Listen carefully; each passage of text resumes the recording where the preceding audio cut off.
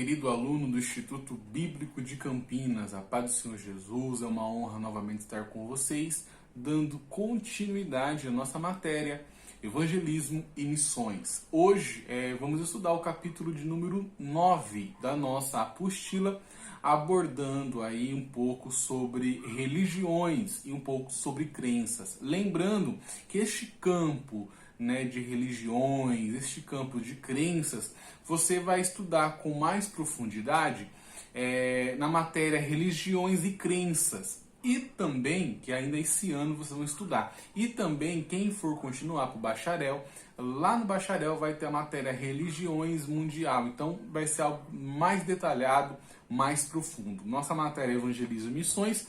E hoje vamos abordar um pouco aí detalhado sobre algumas religiões, tá? Principalmente as principais ou as maiores religiões aí do mundo, tá bom? Vamos lá.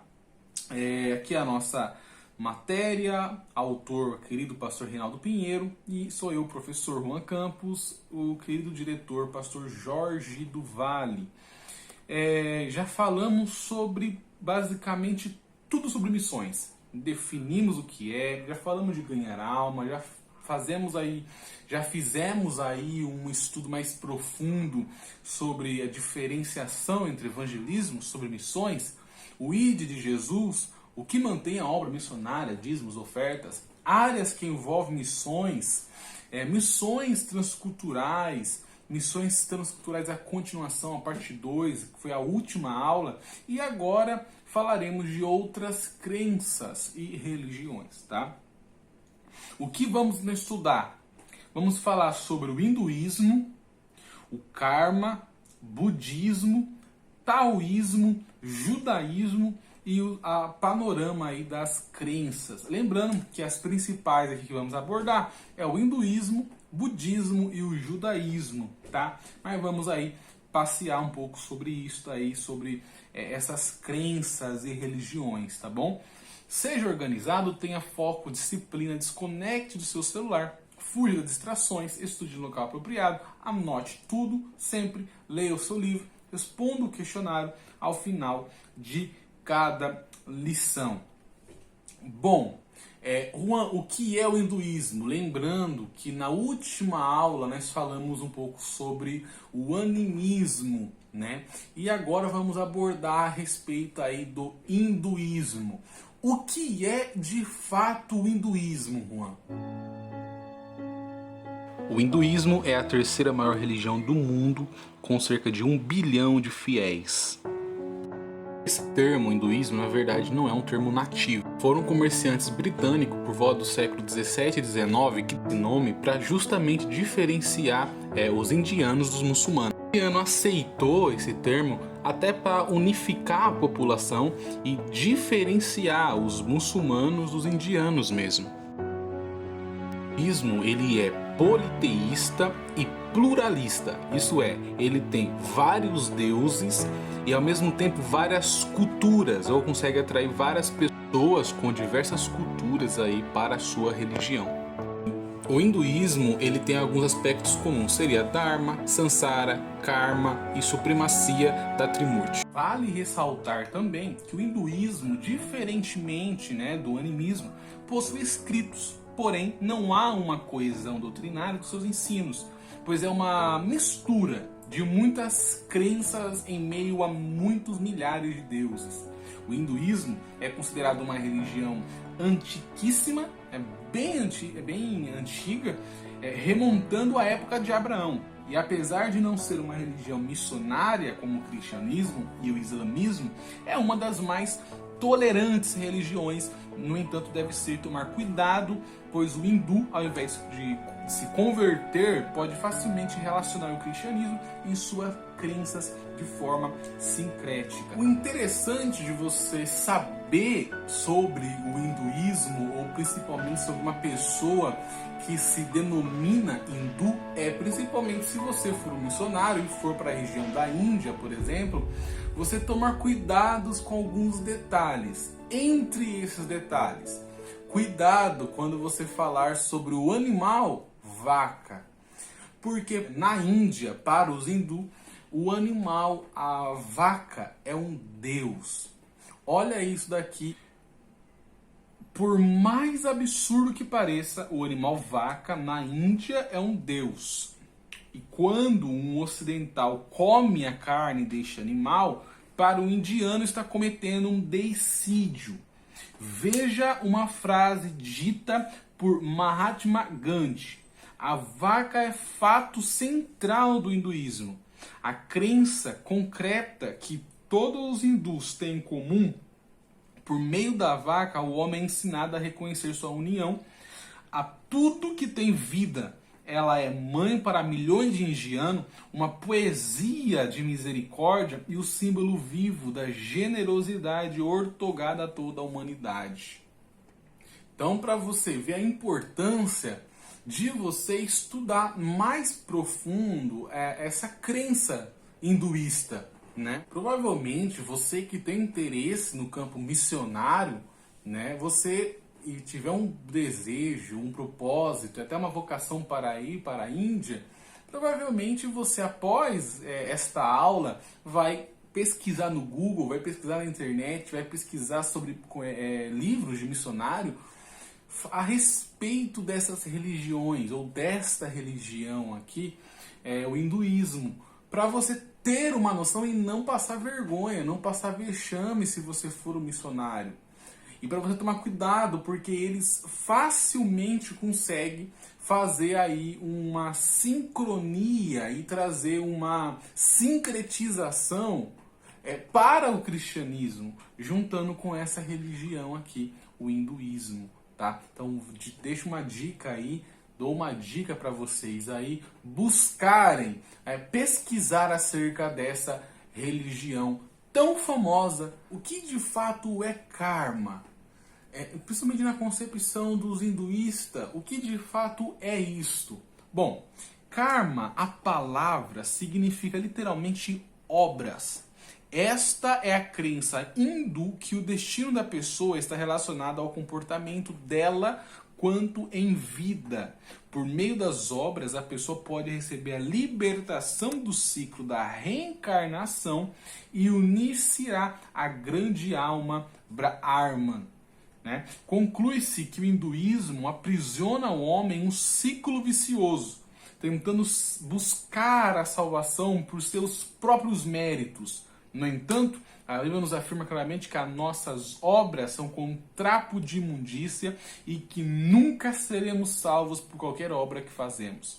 Mais do que nunca, os hindus, que compõem uma das religiões mais numerosas do planeta, precisam de um encontro com o Senhor Jesus. Então, claramente aqui você vai ver que eles identificam as obras como algo principal, como um fator crucial para conseguir aí a conquista ou uma salvação deles. Claramente é uma religião que precisa conhecer de fato o cristianismo.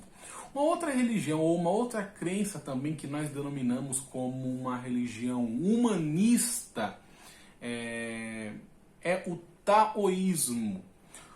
O taoísmo pode ser classificado entre as religiões humanistas, pois está mais preocupado com o bem-estar do homem do que a sua relação com um Deus transcendente. É uma mistura de animismo e humanismo e filosofia e etc. Isso pode ser classificado como uma religião, com filosofia e como rituais mágicos. Não é uma religião exclusivista como o islamismo e o cristianismo, porém, você nunca verá um cristão dizer que é muçulmano. Poderá encontrar um taoísta que seja adepto de outra religião ou sistema religioso. Taoísmo significa uma senda ou caminho. Para um taoísta, tudo no universo sofre uma mutação, ou seja, transformação. Ele segue um caminho de harmonia e ordem e o homem perdeu o caminho devido aos seus próprios desígnios. Juan, qual é a crença do taoísta então? Vamos lá. A divindade suprema do taoísmo é chamada de Tao. Porém, assim como no hinduísmo não é considerado um deus pessoal, Tao é uma força que está em mudança constante para seus seguidores. O Tao é transcendente metafísico, isso é, além do âmbito físico. O Tao não somente é o princípio do universo, como também o padrão de comportamento humano. Parece até familiar para nós essa crença, pois nós, como cristãos, conhecemos as palavras do nosso Deus que nos diz: sede santo, porque eu sou santo. Os taoístas usam também o Yin Yang, né, que é aquele símbolo redondo dividido em duas metades, de cores diferentes, e este símbolo representa as forças opostas que foram criadas por si mesma, que controlam a totalidade do universo. Isso é muito mais parecido ao dualismo platônico, onde o bem e o mal sempre existiram e guerreiam entre si. Eis aqui uma crença um pouco diferente. Não vemos muitas pessoas se autoproclamando taoísta, mas muitos aí acabam sendo adeptos a essas doutrinas. A religião também que é muito poderosa no mundo, que é o budismo. O que é de fato o budismo, Juan? Separei um vídeo para vocês, vamos lá.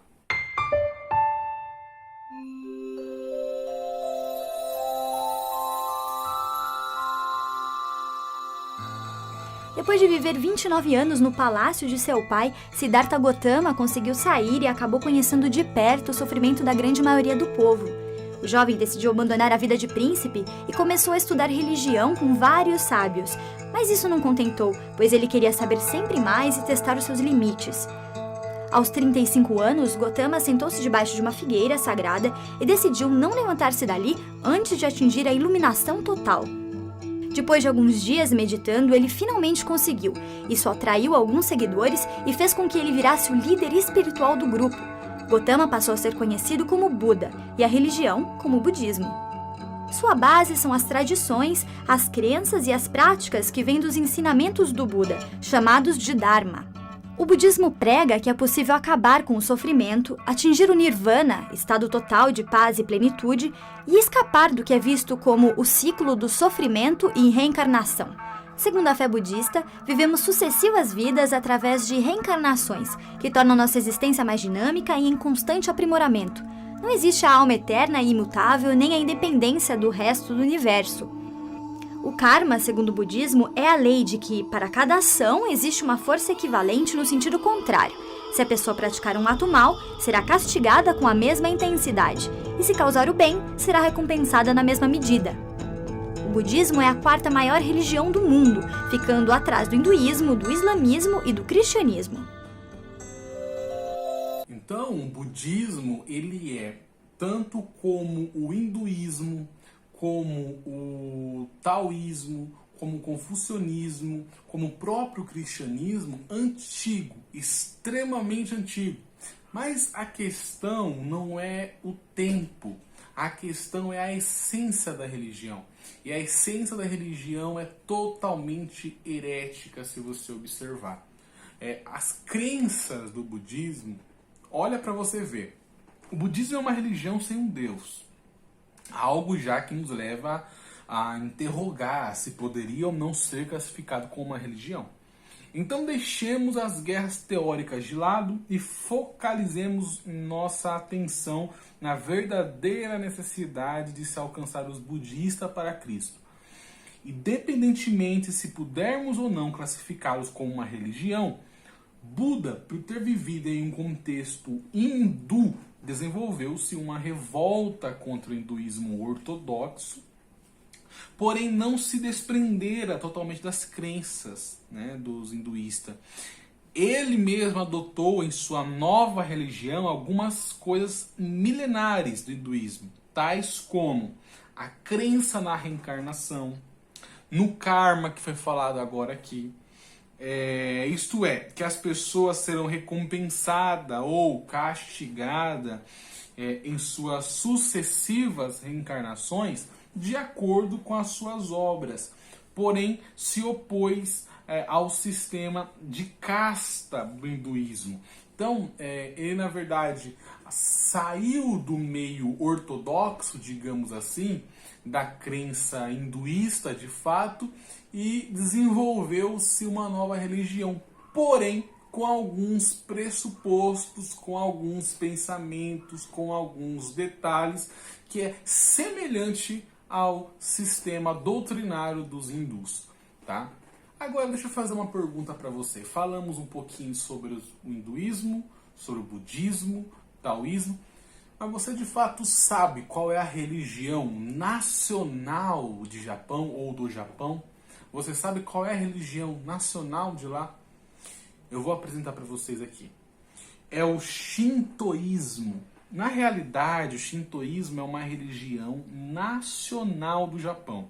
Surgiu justamente com a intenção de dar uma identidade religiosa aos japoneses que estes estavam sendo seduzidos pelo budismo e, como sabemos, uma religião nunca vem sozinha, mas sempre traz consigo pressupostos culturais de seus difusores. E era justamente isso que estava acontecendo com o Japão nessa época.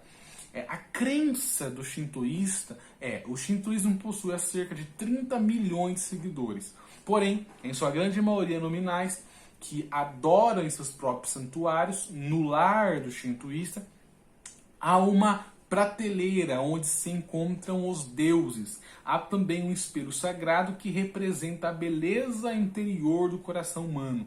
Parece que o shintoísta nunca leram Jeremias, enganoso é o coração. Mais que todas as coisas, é incorrigível. Quem o conhecerá? Jeremias 17:9.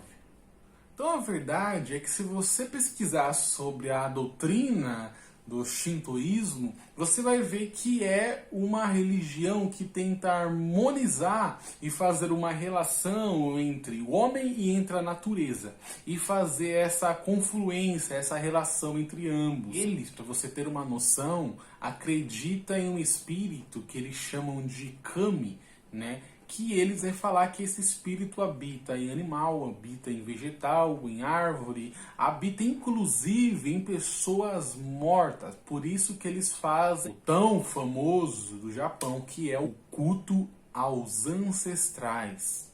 Então, é uma religião antiga também, tá? Porém é uma religião que não tem muitas dogmas, assim, não tem doutrinas.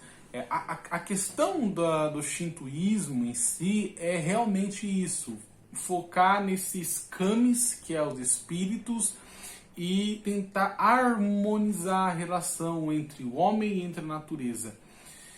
Então é uma coisa que o missionário, principalmente que for para a região ali do Japão, tomar muito cuidado e buscar estudar profundamente a doutrina ou a religião em si do shintoísmo.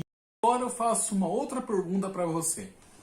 Você sabe qual é a religião ou a primeira religião monoteísta do mundo? É o que vamos estudar nesse exato momento. Você sabe me dizer qual é? É uma religião que nós cristãos conhecemos muito, que é propriamente o judaísmo. O que é o judaísmo, Juan? Se você não sabe, que eu acho muito difícil, você vai saber agora com esse vídeo. Vamos lá.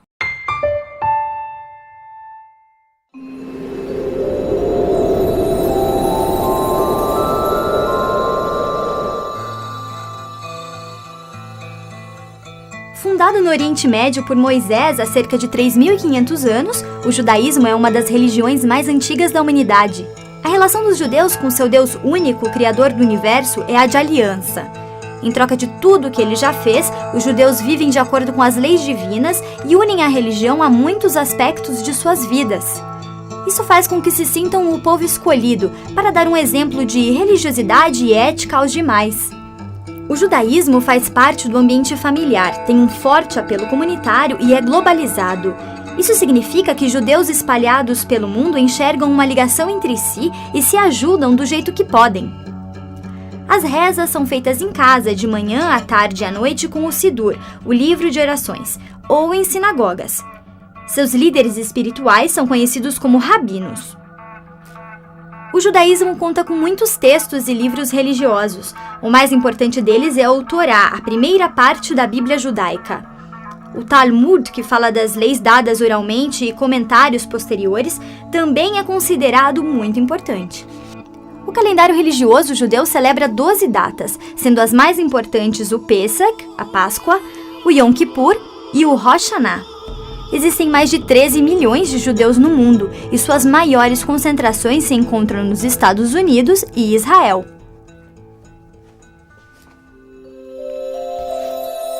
Outra coisa que vale salientar também aqui é o judaísmo é uma das principais religiões mundial, né? Isso todos nós sabemos. É muito importante para o cristianismo, pois temos nossas raízes nesta religião e neste povo. Mas algumas coisas devem ser salientadas com relação ao judaísmo e ao cristianismo. O quê? Primeiro, muitos acham que o judeu, por ser judeu, possui salvação. Isso está errado. Pois é um povo do livro, mais precisamente da Bíblia, de onde vieram as promessas, os profetas, os apóstolos de Cristo. Mas, na verdade, está totalmente equivocado quem acredita nisso. Por quê, Juan? Porque a salvação para eles consiste também nessa obediência aos mandamentos de Yahvé ou de Deus, mas simplesmente nisso, sendo que, biblicamente, para nós cristãos, a salvação ela não é pelas obras. A salvação, a causa principal da salvação é a graça. É a fé em Cristo Jesus. É a graça, a salvação pela graça mediante a fé em Cristo Jesus. O efeito desta fé, ou o efeito deste relacionamento que você tem com Cristo, que você tem com Deus, é sim produzir boas obras. Porém, temos que separar esses dois fatores, a causa e o efeito. Para os judeus, a causa principal, que eu disse, é os judeus ortodoxos, tá? Para os judeus ortodoxos, a causa principal é a obediência à Torá, obediência a Deus. Para nós cristãos, a causa principal é, primeiro, a fé em Cristo Jesus. Salvação pela graça mediante a fé em Cristo Jesus. E automaticamente os efeitos dessa relação com Cristo vai ser, sim, produzir boas obras, tá? Então, temos sim as nossas raízes e até um respeito pela religião judaica. Eu particularmente gosto muito da religião deles. Porém, tivemos uma relação até o período ali do segundo templo. Já no primeiro século, nos primeiros séculos, houve então essa divergência, essa separação, tá? Hoje, nós cristãos usamos a doutrina correta ou a ortodoxia, lembra que eu falei para vocês? A ortodoxia é na doutrina de Cristo Jesus, na nova aliança mediada em Cristo Jesus, o nosso Senhor. Então, por mais que a religião do judaísmo ela é uma religião, ela é a religião mais antiga, monoteísta que eu digo, é a religião mais antiga do mundo. Mesmo assim, das 3 principais religiões monoteístas que temos hoje no mundo, ela é a que tem menos adeptos. Hoje ela bate cerca de 12 a 15 milhões de seguidores. Então aí ela acaba ficando para trás, né, do cristianismo e também do islamismo. Existe aí uma diferenciação entre qual foi o fundador de fato dessa religião. Se iniciou com Abraão, se iniciou com Moisés. Existem 2 pensamentos aí que acabam debatendo no campo do judaísmo sobre isso. Abraão, de uma forma, de uma revelação especial, foi o que aconteceu com ele, né? Foi de uma revelação assim sobre-humana, metafísica. Deus apareceu para Abraão e falou com ele, chamou Abraão pelo seu nome e falou para ele sair da tenda dele, sair da terra dele e caminhar com ele. Porém, no campo teológico, do campo doutrinário, o fundador de fato seria Moisés. Lembrando, eu prefiro ainda defender que Abraão foi um dos principais fundadores dessa crença monoteísta em um único Deus. Porém, no campo doutrinário, no campo teológico, Moisés teve mais peso. Até porque foi para Moisés que Deus revelou, por exemplo, o maquete do templo, as leis e as doutrinas. É interessante, irmão, isso vale você anotar. O interessante é que para Deus revelar para Moisés, por exemplo, a maquete do templo, Deus falou para Moisés subir para o Monte Sinai, para dar para Moisés uma instrução poderosa, para dar a Moisés um conhecimento e um preparo poderoso. Porém, para Moisés possuir este conhecimento profundo do templo, profundo das leis, profundo teológico, Moisés precisou subir para um nível. Moisés não ficou no mesmo local. Moisés precisou subir. O problema da nossa geração é que nós queremos conhecimento, queremos uma revelação profunda e poderosa sem subir, sem buscar diretamente com Deus, sem subir o nível do nosso estudo, sem subir o nível da nossa pesquisa. Mas para Moisés, para Deus falar e passar toda a instrução, todo o cunho teológico para ele precisou subir de nível. Ele precisou subir para a montanha. É por isso que nós vemos hoje muitos pregadores mais preocupados com frase de efeito do que com conhecimento teológico, porque não sobe mais um nível para estudar, para buscar o sermão, para elaborar um sermão.